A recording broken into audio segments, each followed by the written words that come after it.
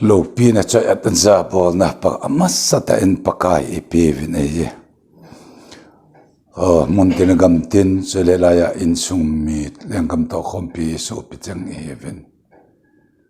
hagau hin na ta sa even bi even a hung lung ding inga nau ijikinep na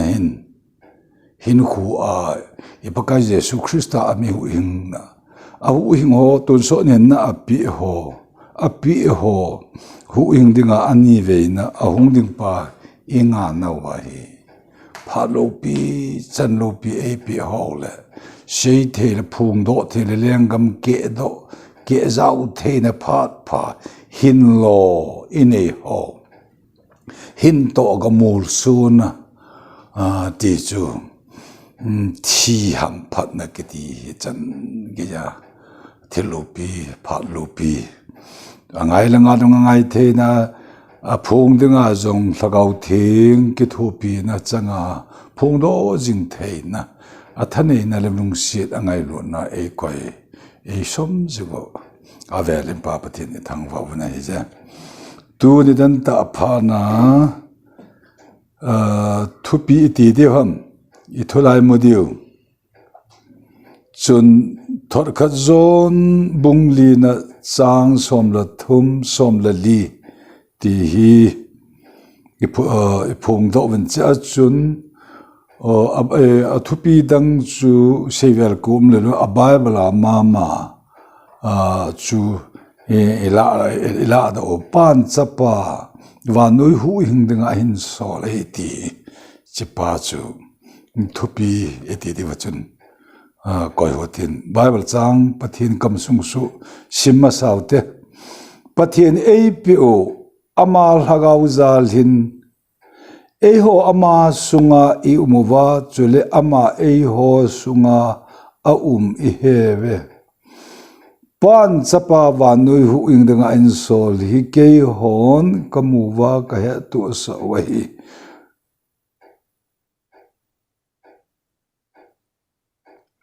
atu pathing isim do thuni papa pathin wang phat the bu pi wan lang ba phadir han do ve kapa wa na mi lagau thing wan bu khunun nem chi bai tu ni dan ta jinga awela chona sarman muna lengam to khom pit in sung mi te ho to lengam ke pa na thu pha hu ing ke pa na thu pha thu ta thu I phung do jing thei ni kholo pi pha lo pi angai hal ho jong namal som na tha nang man na su pung jing na mal som nawang bu jing jen jong ka ke pa na men ka thang we lagau thing nun nem nang ka ko we tun so thil thu lagau thu hi lo le lungai seido thelo kam thim wang he na seido thelo lagau thing nang ko ko be thu kha ka seilo na dingin kamu ka kam kale event pi dingin naw man ta sa hung chang ke na hung lal dingin thungai hayo si ho kom chunga jong angai cha zon ta nang man som wang bo a na thuya tha in nang thupi na kunin lan dan thoki ka pakai Jesu min ka ta hale amen wa noi hu hing pan chapa wa noi hu hing danga in sol ti pa hi chu isim da wa chun nge a men so ke le la ya khat la hin bung thum na lang zo zong hin imu khat hi a men abung thum kati bung ni la thor kha zon bung ni na chang som mi le ni na chunga jong hin Jesu chu Christa hi sa la va sei le pa yo sei hi lo koi dang ba hi ding ham tyo ta bang Jesu chu Christa hi sa la va sei le pa yo sei hi lo koi dang ba hi ding ham ti le Jesu hu hing pu Jesu chu Christa ahi ti chu Christa hi salwa dan chu hu hing pu hi leng ding thau kinu pa hi sa lo chun atin hiji zo seile pazu Jesu ju Christa ahi dia seile pazu zo sei chu seile zo sei hi lo koi dang ba ma atin ko khan chelai den mon hi hu hing na eti ai la pathin chon si melma pas satanza la pathin cha te hin pa to ikika la ho hi chi hi thunung sanglang chelang hi ha pha pu da utin pan chapa hu hing ding a hin sol a hi ti hi hu hing ichan na diwa sei helovin a hu hing hon e hu hing pau chu i pau vin chapa a hin sol chu tu ni ai hon hu hing ichan no wan ilu no ani chun chapa api tun so nen apu ama sunga hinna e ho hitun so di hinna thelai hinna dinga ap nau pa hi ji ap uva keu hilo walhagau se athelai helovin hagau se thi helovin hagau be ta sa athisa atiyam hechil hagau subsit na melma pas tanzala bum nazala ipi no bul adam pathin chapa hagau athijin chena chu ta sa jong thi hina pa hi hagau tun so di hinna ap keu helova ikumul ilhau hi abang sei ta abang wadun kumsom ke kumsom ko kumya jong umatin kumsom ni kumsom thum kumsom kumger kumko jong umintin chola aping tir jong umintin hinla ijla ya hu hingna thudol thu awang hi kumsang ni lem ta sa a thagau athilai hi ani sun chapa aina pi ni ap uwa tun so hin na hi ai na pi watan a thokit na a chu hin na ap pau chu ni som li ni a la to wa uma pa ji langa ai to sa na u chelai den mun chu hele thubu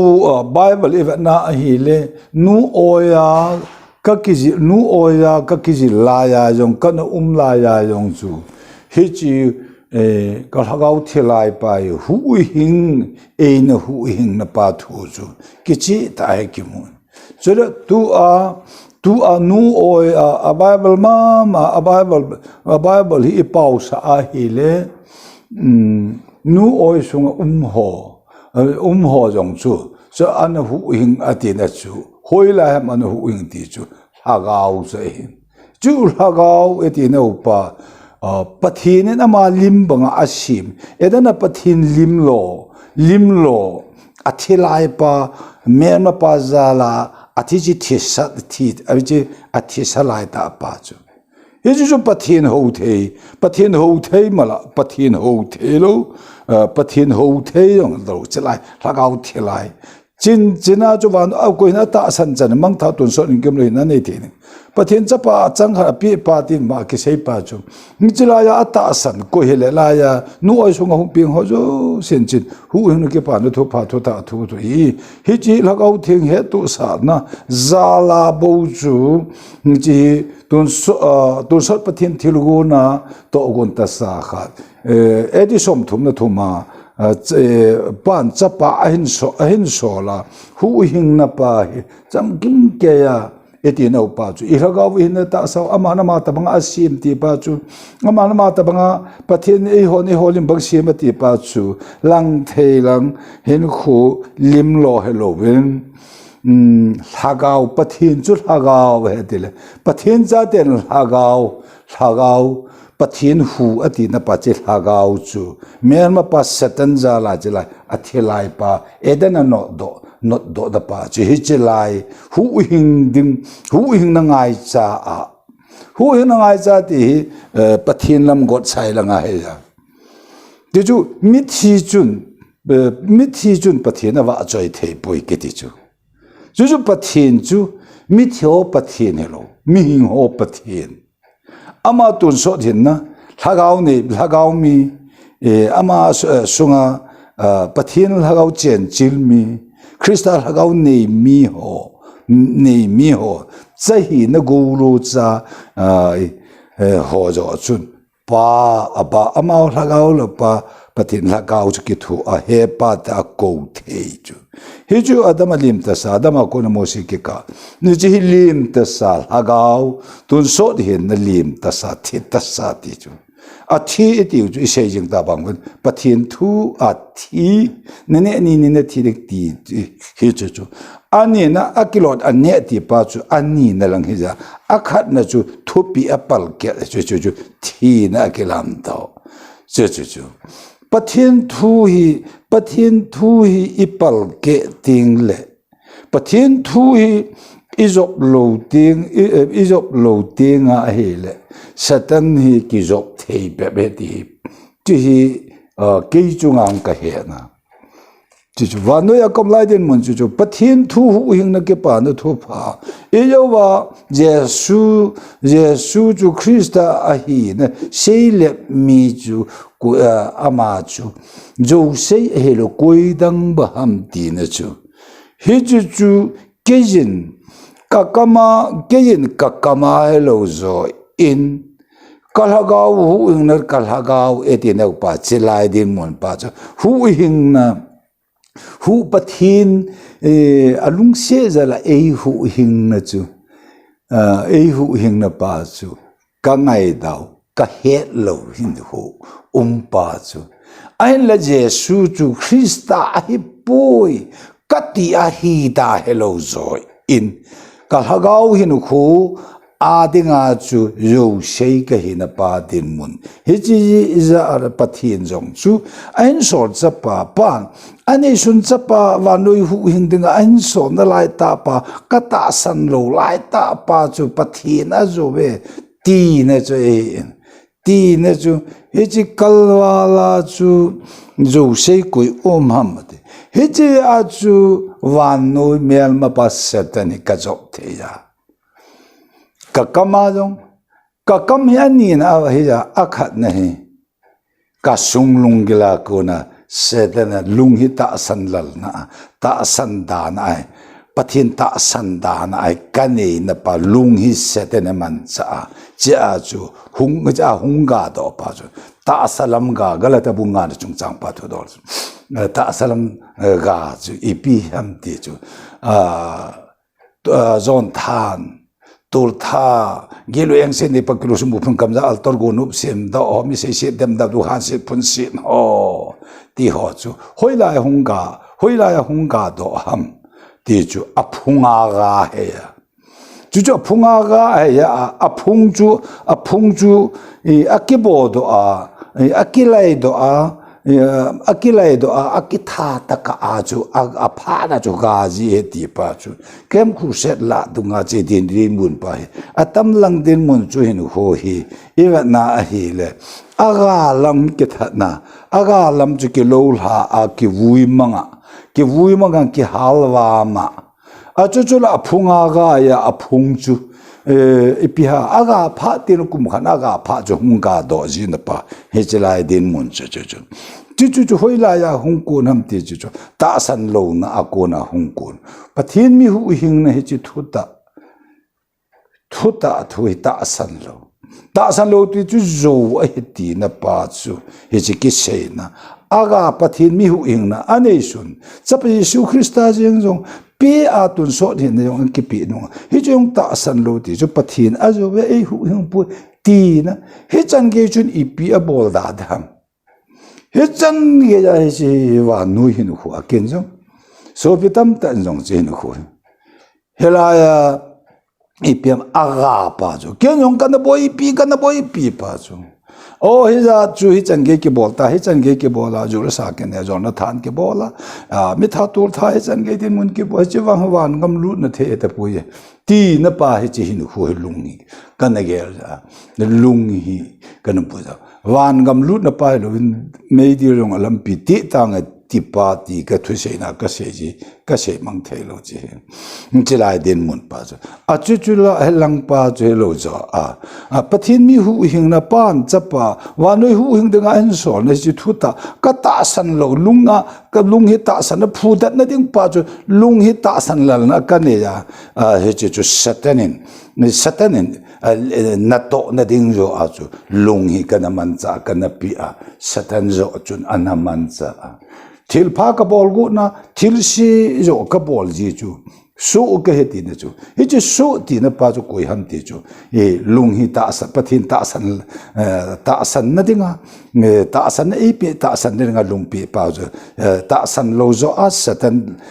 ta san na ya chu hi chi aga chu ama a ko na chiang pa ko na aga chi chu su e ti pa chu he chu thuma ka yong lang i sei pau jong chu hita nang ja chu le pathinin achapa an sol na pa i ti ham ti pathin thing a bible ya hi pakai kam pathin kam sung su chu keima ka thin bang nang ho yong na thin ti ve ati mi him lang hi athing ding hi phu di lo ai monga chu thulun lui la ya hi dan thu chi vat na hi le phu na mi hi mi phu na ne ya chu chilai hi thulun lui le thulun tha hung ki khan tha na pa hi chu hung ki khan tha na la a ki hop na pa hi hi he chen the lo chu ami chu ka ti lo ven ji chi he chen the lo ka ti na chu ami sa ti pa chu he lo wa chilai ha ga wa pin tha na ji di hu hing na thu ta e ta san ni ha ga hin na ta sa hu hing na cham kim a hu hing mi ho bo chun thulun lui le thulun tha hi hoi la hoi chu a hi lu ja hoi la ya chu tha am a tha ja chu lu ye a tha ja chu lu ye ti a thulun lui chu pai lang hi lo zo in thulun lui le thulun tha chu kha na Christian tisana ajang an gop na pa chu ji pin tha ma sanga Krista lagau nei masanga lagau thilai ta Krista lagau nei masanga dan pha la chon pha na phata ta ding chu edana ko mo si ke ka pathin dan thu phata ta api chu chu mi hem an pi wang an pi ama wang pathin dan thu chu pha no hoi han nang hin na ding dan thu chu ki pi hi jong le azop the chu mi him sunga chu zop na ding lagau ti chu chu pathin thu jop the ni a lagau mi te pathin mi ten bo na jop the ya thulun lui la ya chu mi him lang phu na ane nei na lai pa chu zo lo ding dan thu chu ki pi e ti chu le kha thot langa isim do na pa bible na sei ki chu i pi se am ti chu dan thu hi lung sat kun na e atile ha za po lu jong o thil pha kha chu ka lung go nan man ka bol ji teng la phalo lam pa yo chu ka bol ji thil dan thu za phalo o I bolo ding ti pa chu phalo o a pha e ala thil pha chu ke dang a thi ne su so lu hil ding dan thu chi ti ham ati na pa chu he chu hin hu lui lang pa chu a ja pin tha ne lang chu aga wa na chu aga chila aman pin tha na damaska khopa ma pin tha na aneya ta hagawa pin tha na aneya keu hilwata sa jong chunga hagaw thing pathin a chen chil na hu ni cham kim ke a hu ni hu a ko na chu ep hi tam aro pathin dan thu thil pha kha chu ago ji na abol zo lo pa chu ji ama thil pha chen lo pa chu ama thil pha bol thei kha chu a chen lo chu ka heta ama sunga chu chon sira chen chu he ti chu lung hi ta san da na ta san da a nei lung pa chu o chu lagaw ta sa hin na no hu na cham kim hin kho den mun sing ki che ta hin kho nei na a ko na chu o tun ke ta ya ti thil pha kal go na a ball thil ka ball te le thi a sel ka de lu lam pa ball a ball do sa chu commando ta de na ka he ta ipia he chu hagawa ko na chu hagaw thing Holy Spirit na ko na chung mi chi hin kho ki che ta hu na cham kim hin kho hin kho hagaw hin kho a pha na Hichira bol ji pa chu ama hello zo in ama a chon sit melma pa satana lung put iti pau thagau satan thagau katina pa cha lung put pa zo che iti kamando tai ati theina jenin hu pai hiti ai pa pathin a thin na lo koi ma in pa kom abel thelo chu na ko paw thin bang no nu la khan thingun ati na pa den mun chung cha chalo thul hun lu ya phu na mi hem lang phu na ane ni zo lo ding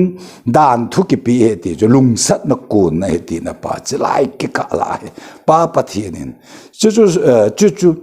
avo pa lang zo in pan cha avo na chu avo lang pa chu naw khat ki bo cha khat ki bo chlai ya athu zo lo na pa chu athu zo lo aka na le amau na le akitom na ham hi chlai din mo cha avo pa lang zo chu lung ge la lung se na hi hung pung do hin khu ba nga hi zo lo ding dan thu api pa chu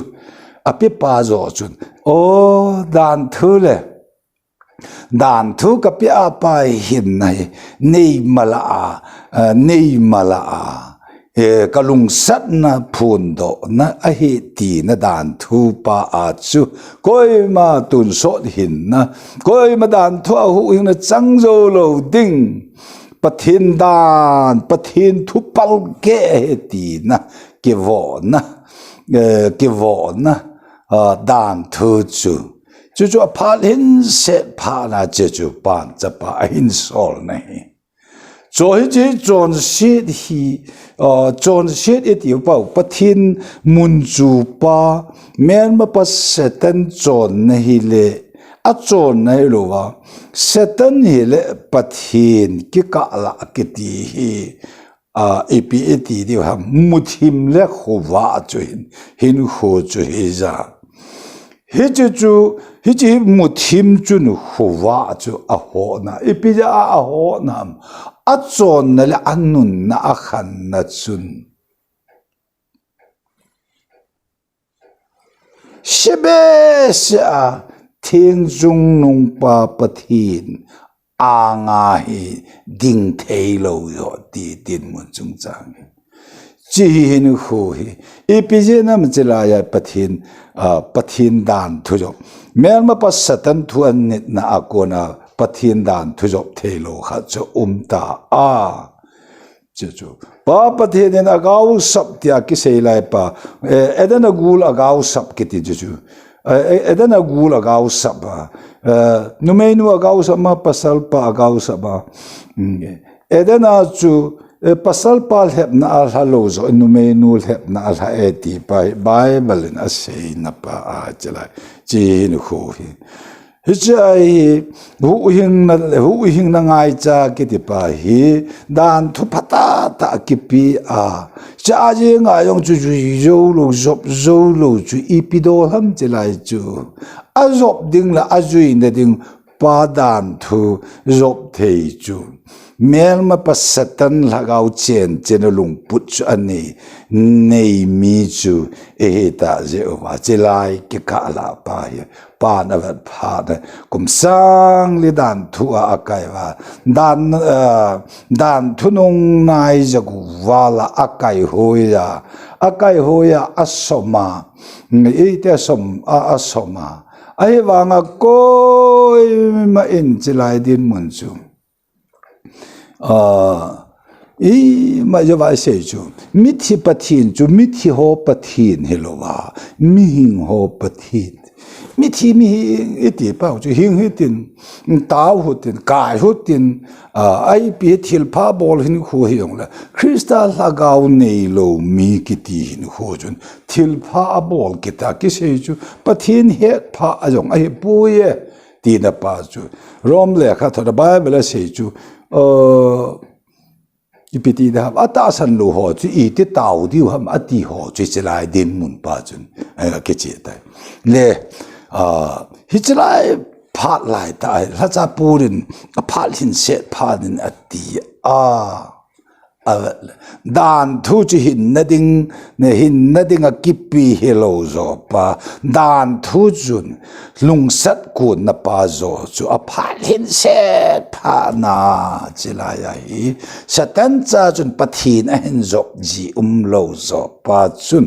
chilai pa lai ta hi ani sun chapa a hin pi na pa chun sermon jong me masa jong sei ta ven che chu ani sun chapa a pi chu hoila ya a pi am che chu hi chi chon si gu ya cho adama ko na mo se ki ka chon si chu hilaya pathin cha hi the ne ding chu dan tho ayong gan thi sana jong ma jong chon phat na jong hilo ba thil pi jong chui lo wa ta hin khu sa khomina jong a hi the lo na hin khu din mun ho jo sia pha sa a chu nu me sunga la gau thinga kijila bel he ma ji jin ne jo hung kijila hung ping kiti chu hilai palai ta pa hi ai en chin khu Tirju chon set kiti ju pingju a pungju aga ju kelowa ke that ju yaga kelowa ki wui manga ki halwam ju a phating le chun a phunga ga ya ju a phunga ju hunga do ji banga ju pa pathinin ni pathin ta san lal na chu hoya hong setana ko ne ti na pa dan thu ana kai wop na pa chu dan thu ana kai wop ma hu hing na le pathin lam san je pathin lam phut na anane na pa mi hi ma zo wo ata ke wo lo kai lo bong lo kai wo ata at ke wo banga hi dan thai na wo pa chu a palin se pa na chapa ji su krista chapa pathin chu wa na le si chim pa pathin chu ama chu ni mihim sunga lagau thinga ko na hung ki jela mary now ba hung ki jela is I bel he ma hung ping na pa hin ji mihim hin hui ala pa isei ji ta ba ma mihim lang jong hi apo a chule ama chuana ko na hung ai a chu pathin lam jong ya po a mi khat sunga chu mi hi na pathin lam jong mi him lam jong hi ama hen apu na apu tha a e pe ma pu tha ka ni ka ti de chu mi him sunga a pin je a chu lagau thing mi him chil ha lo jo mi him sunga a pin je a chu mi him ta bang khana chu mi him khat bang a chu a pin ta na pa chu mi him khat bang a ping han nang hin jong le e chu chapa e tiu pathin chu he chu laga wa dim sa he ja nu oya au ma ju dim sa chu he ja ai le jordan na chu lagau thing chu ipem angai na chu lagau thing in a chunga wan ba khwa chunga chu na pa iti do ham chilai ka ka la he hilai palai ta chu mi hi na pa chu hilai pa chun apu chu imu na chu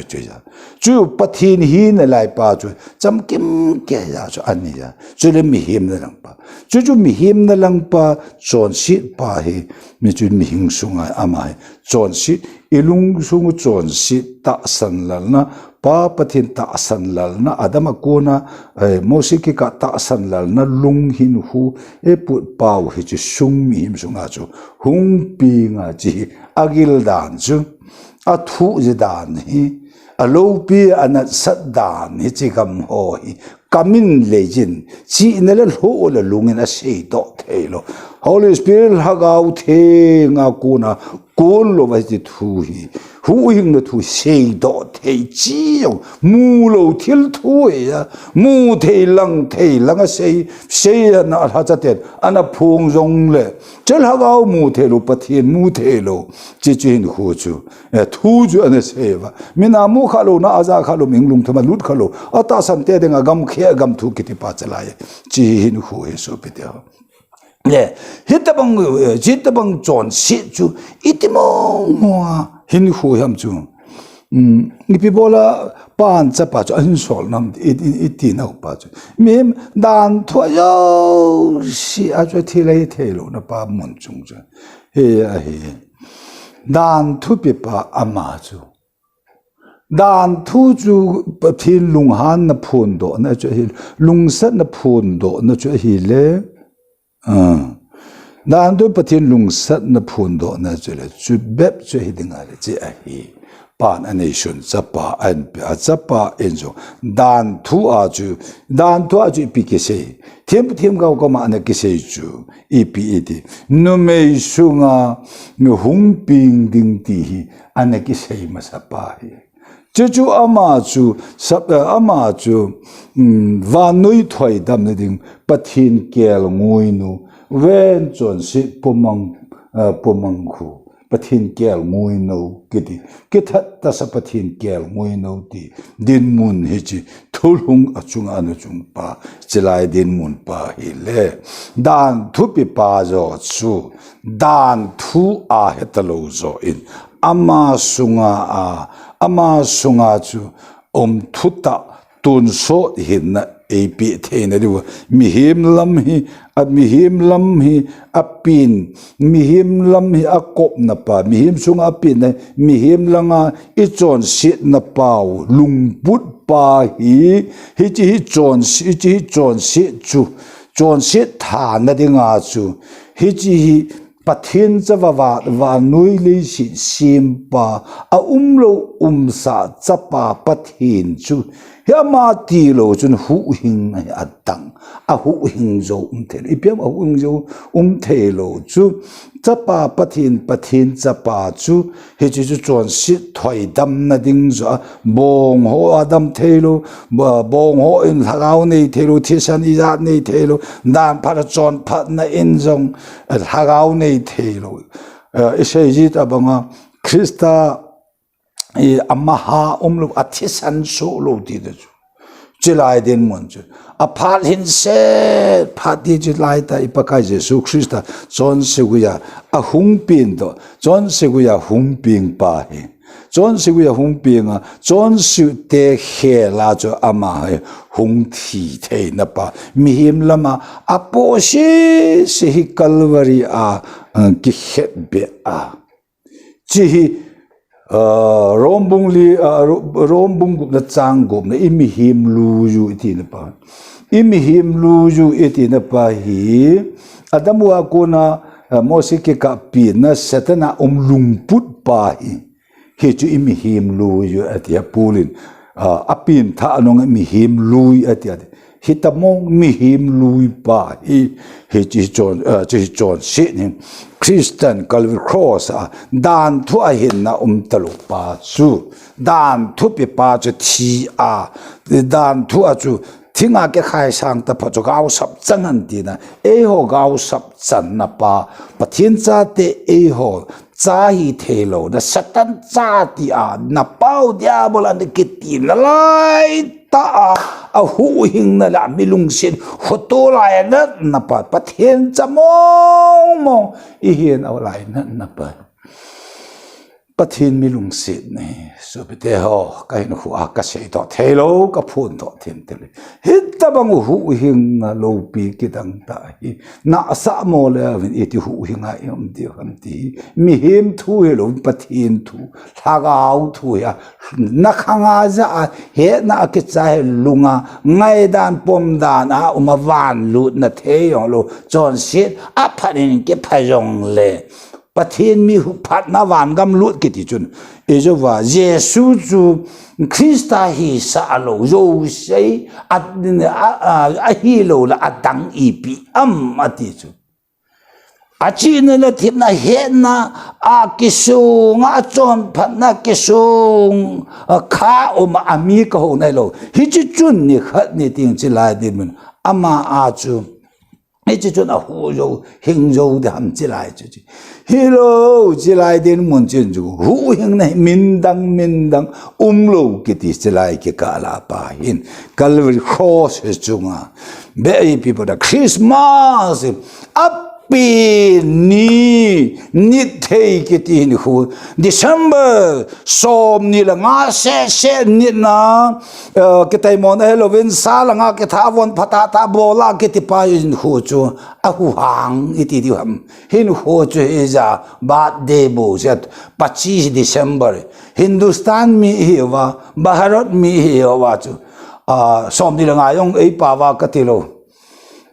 sa pa yong ka ti lo Hindustan pa wa 25 som ni la nga ka ti 25 December ke ti na pa din mun chi hin hu hi ala to mi thing chi ma sa ho ana sei la phata ta lagaulam la to ho bung la to ani kho to ga apola hin hu a khom pi ta ba za tho chu he nge chu Christmas man pa hi ka sei mang hi lo zo in hi lo wa ka sei lo wa sei lang pa chu Halloween tu mi lang pa chu hello zo in Christmas man ketina pa chu thil bul chu pan chapa ani sun chu wa noi hu hing dinga a hin sol na he je thu ta san mi te hagau mi chalam thu go lo cha mi wan hin na le kha ba min ki ji lun ho Nazareth Jesu Bethlehem ping pa mi him chon se gu ya hum ping pa chon se te chon se pu a Calvary pathin van leng now kel ngoi no ni chu van kel ngoi no wa hung panga le kel ngoi no win a me hu hing thor van kel ngoi no ji thisan chun pa lung laina asim do a hijlaya thisan solo wa pathin lung laina de dan pha chon phati pa chu Yesu chu Krista hipoi ta seilep mi ke ti hin ho chun Christmas aman ti chu 25 December zo kumizan kanaman heti chu ka sei do nom hela Krista jara Christmas kaman hi khatwam ni bayam cheong chu ragau thing pathin zal jing sa chu Christmas hi kaman ti pa Christmas is chu khulang Halloween ka songa amas nge zo chu cross ke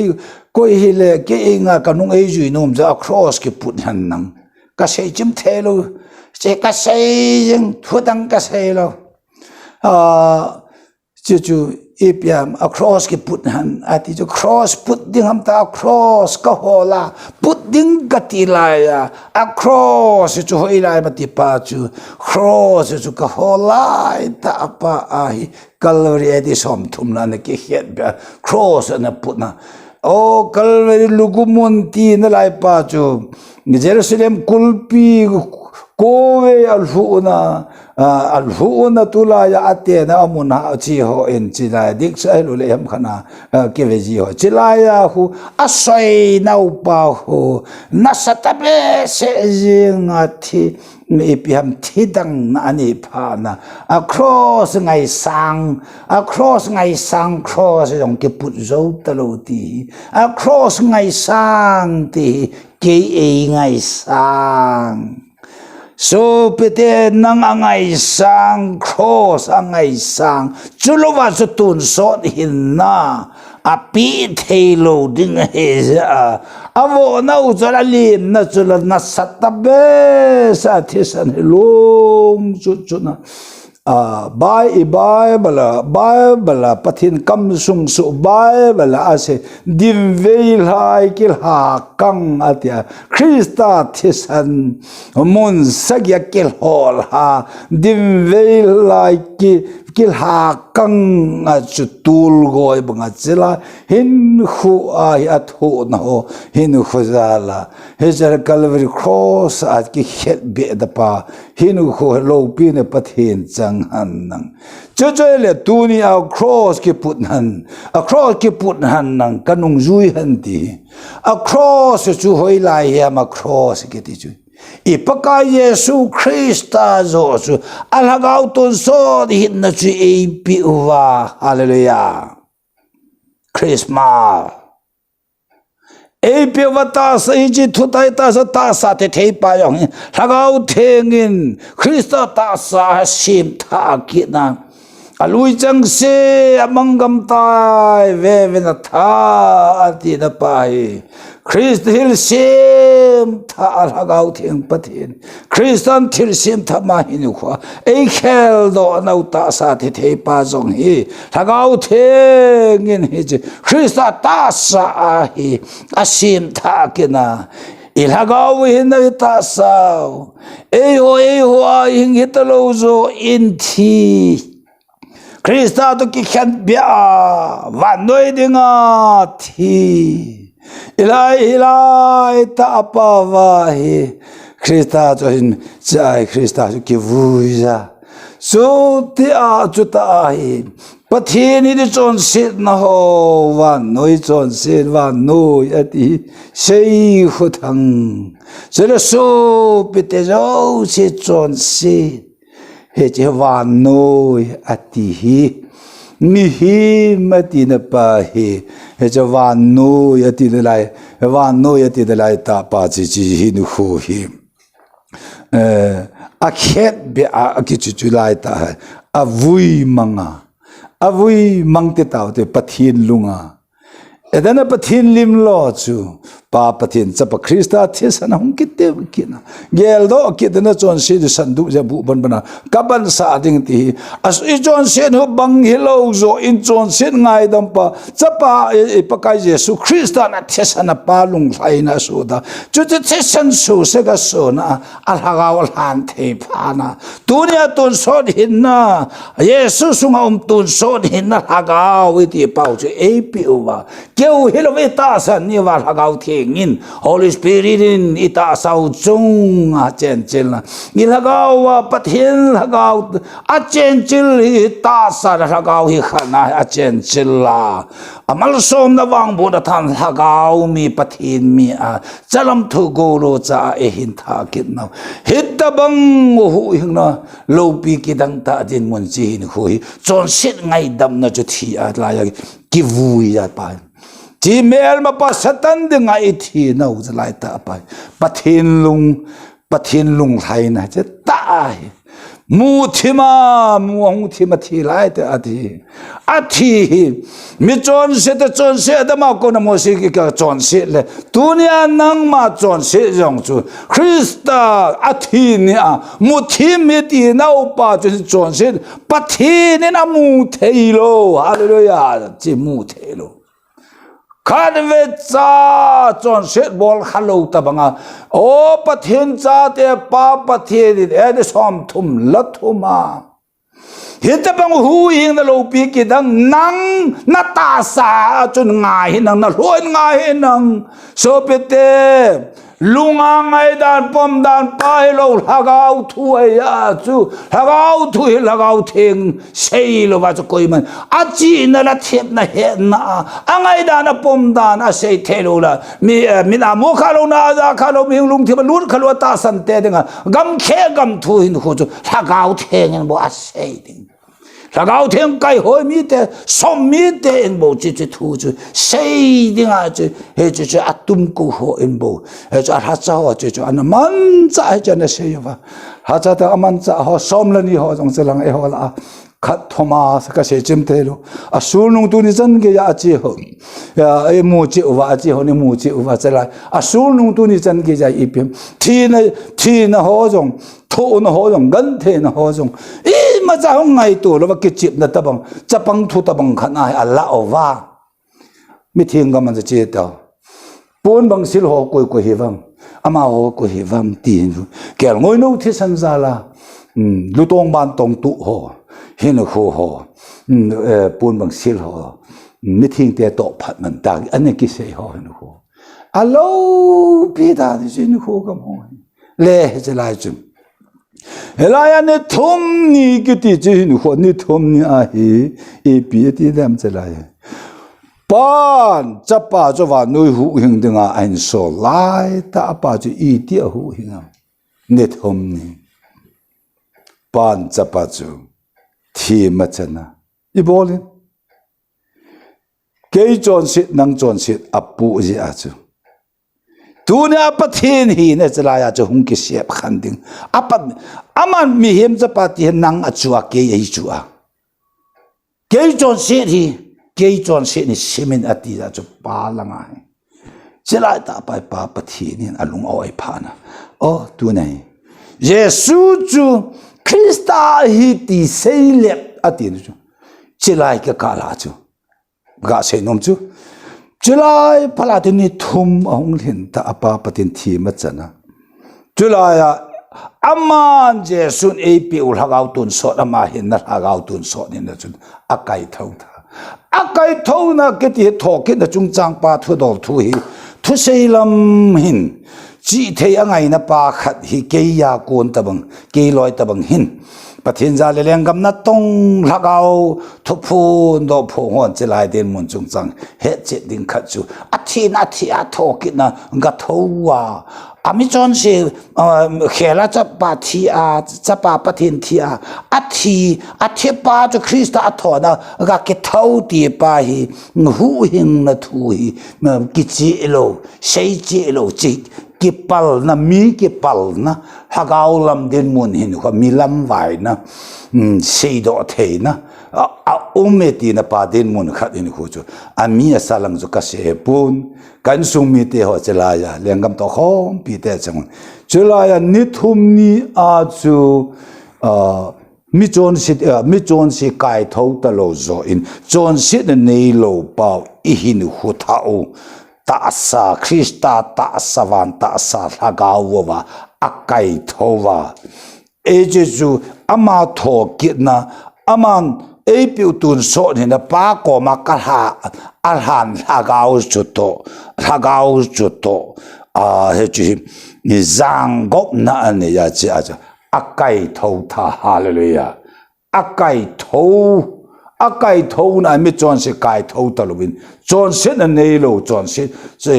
thoi dam na pa tun so nin na ama sum tun thu ta hagau ap pau chap chu kai tho wa ma wan pa ji langa hi ni e to sa na pau chelai ga ma hu na cham kim thu lai mu thu lu changa ke bol na pa hin ho chung chang pa thu dol hi le phar khat ding phar la hing el hagau kal choi na gam hin kho cha pakan pha te le la yang chun phong na we te hen la tu ni da na den pi na hin kho chu ta kai thowa chai wan pa je langa ato sa na hu mi chon si to talovin chon si na nei lo akai khel wat hipa akai tho hele e ho khel hele e ho he pa ji lang krista ato na sunga chu ama to na chu pa ji lang krista hong sunga chu e to sa ova chu ju pentecost ni a chu ni a chu ama ho chu mi him ta sa kha hi aput ma tuna e ho ne put bang wa he ji thu ta an ta san ni wa ta sa thi the pa jong hil hagau thi ngin a chen chila he ji krista ta sa a sim tha ke na chu lui chang sia mang ven a tha thil sim tha ati na pa che chlaya ko na he ji pan cha pa chu wa nui hu hing dang an sol na pa cham kim ke ya he chu he ji e hu hing pau e leng pau Jesus Christa eu hing Paul I leng pa yon lenga ikitun helo win pan van lesi kishima sanga leng denga enutun pe nau pa hichu thuta eta asan nau wa kenjong wa nui lesi sim pa chu leng pa eu hing pa leng pa hichu ka leng pa an hin pa hichu thuta lagau thing he tu sa na jala so peten na jong Christine hoi wang pha no chilai ta ho tam ta man nang hi za hin kho yong le e che ho lo e che wa noi mi te le I chum na o che che la I wa chon phan lang thei lang I chum he lo win tun so hin nei mi te chu van hin na le kha bo min chung a chon na le a hin dan jong chu van chon na chu chon van hin a hin chi hin khu a chu hela ya hi ju tai ru som ni la nga se a chu ipakai pa hu ping hello zo in nitin hay khat lan ka se kan kha na hi e Krista hi ping Krista lo pi nei nitin athona athunoi gol chai nu mei sunga thil se ma thunoi gol chai na hin hodin mon na hi o el hat pa le hu hing pa mel de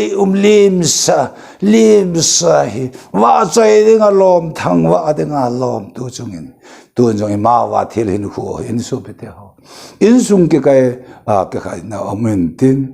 char na wa zura sadon sane uma in sung mi ke kim lo tam ta nau te hin ke kim na ga mai pu in wan ga mi tam na ga mi lo ven kim na ga mai e chun lung oi selin hit bang hu ing na lo pi ki dang ta tun so hin na ne shun chapa e pe wa sapa na ma tun so hin na e pe wa ita sa yo ma ta sa khel do ai le so pi te I ham ta se po hete ka nam mi te kan so mon te na gam te na leng gam to khom pi ha cha ho ti al ha cha ti ko ye po al ha cha he chu Yesu Christa hagau na hinna hagau hinna ta sa hu in cham kim ke mi ho ha cha e na hin ko hin zela hin tarik som ni langa apini wado chete nam tin Christian jo se man na din mun chin hin khu umpa hi bin tha na de nga ai mang ho te povin mi bin tha ni khovin mang ho tin hu hing ni khoin mang ho tin hu hing cha te ni kho e hu hing pau pen ni iman the ta de u pa hilaya mang the mi ke ti in nei ka ne a jong Christmas mang the ta vin zon namuna yong Christmas mang the ji thi ji long phol chalong phola zonga agal zam namuni tabang nan na ya to hite accident to ni ya to hitin gan thaina pul thol hiro ni ya ke tho han na ke to yong le so pite ho hi Christmas oh amang hetalo zo in eho iman hetalo vin eho sunga khari aping pa lagao isunga ton son hin na ineyo wa amata sa chun hi chiam lagao thengin Krista ta cha khel do a hele oi chlai ta pa cha hu hing pu ti na pa ani khoi po tin pa jo se Christmas mang thei dinga pa jo se Good Friday among thei pa jo sa Easter Sunday among thei pa jo ne dan ka sunga oh Pentecost among thei Palm Sunday among thei hin khoi ko no pa hin so pe to hal do tau te khang jing thau tau te oh khang dong nunga gol hang nu la kanu ka pa ka pi ka pu te ho chlai tu chung den mun chinga jeng hoi ma wa tarik som nirwan ne chitin nam tin som direnga ekikim nau iman nau din mun hin khoi je man nagama yum na la ya jong chun pathen lo pi na in mang ho te Zula sai poi chu sanadang kai poi ner cha phata tai poi chu hagawin Krista hava cha tasa te pa yo Krista hagaw siya pakaya va chai ne khoi iman diu chin khoi mu lo sungil lama mu thei til tamta mu thei til hi ka tam po ve mu thei lo yo hi ka tam zo ve ti tu jung Christmas i ma va hin mu lo lam zo hin hagaw lam hin gal do jing hagaw hin pathin chu hagaw mi on hagaw kibuto na mal som na lo pita mang thei chi dingin ki go da ti hong kan tem ki de oh pul tho na ya na pul tho na chu ni khan mon na ke pa na ke lang do re ti chu ka peu hi mon na ti la mong yengin mon nai ke pa mon lo na chu thế chứ Yesu bete ho pathen cha te helai chứ cái sự gắn thế nào cái pa ni khô chứ cái pa riêng na lung oi lo na pa chu nang lung oi na pa chun kinga hi in chu ta sai lung oi na kim Krista ai ke pe na lung oi selin thanom ta in thanom na ai ke pe pau ji a chu thanom ke tie bo ke tiep na hello zo in ke til kho na in lao kan se no ma mon te na gam te na liang gam to khom pi te chang ho mi liu ke the we ten ji pa je pu tho even no cha la nau te pu tho even oh chu amma no ma tai hu hing I chan na di win mang ho de ka te poi hu hing cha te ei hu hu pu pi ni he ji ye chun pu tho en jong pu tho pu min I ve long mit ke the u ti chang la ma pa ka sa gim chi wa choi de ga lom thang wa de ga lom Christmas ti kum khat sunga khat ve pa kum khat sunga pa jo she Christmas mang mi te hoi minun no mi na pa hu a thu pa thing tu na ha pa pathinin acha pa wa noi hu hing dengan sol na pa hin khaile li mu te choi anu te wa choi ve hagaw e poi sungil hagaw jun ta sapa ta sa la hagaw khana chi tui la tui pan ma tui pan tui ke to tui pan ke to tui ta khana chi bang nang hagaw mi nang pathin mi hu hing sa kha chun soi an dinga lom pakai pathinu hagaw thing pathin sogin khai ti se da thu pathin ki se thu ne pa pathin wam pathi bu beta hallelujah me kapa ka ke pa namin ka thang we pha chai the kam the namin ka thang wa kapakai Yesu Krista pin nahi hulang ai pun kasungwa aping pal hagaw tu so hin na apu kalvere api kani ta we ta sanga ma ta sa thokin hin na api pa we kani ta je wa tu ni han ke hoi chot sit lama dinga kathiwa ai wang ka hi ni Krista zo ke ho sunga ka khel tu pau chu a khel do te sunga ma chen ta cho an thei chi wa chai thei chi tinga phat nang man nei pi ta jo ke pa thu ka se mun tin gam da thungai tha jo jo sia ding la gao thing nang man ai ko ba nang man chi tu phu cha pya mon na ke pa na cham na lung mon na man som na tha mal som dam na hi ser na Nazareth Jesu Krista menen kapi dam na thu ka phung ya kai sunga nang lo ke so lo pi zo ding no kun han do in phat chai de kum ke pa tu tho ke ka Yesu Krista ke pa tu ka phung ha le amen